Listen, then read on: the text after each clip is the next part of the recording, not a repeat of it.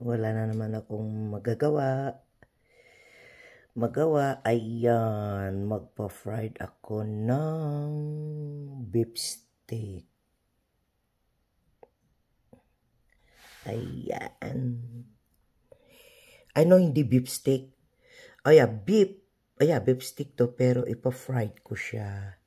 Malambot, special na beef ito. Ayun. Ayan.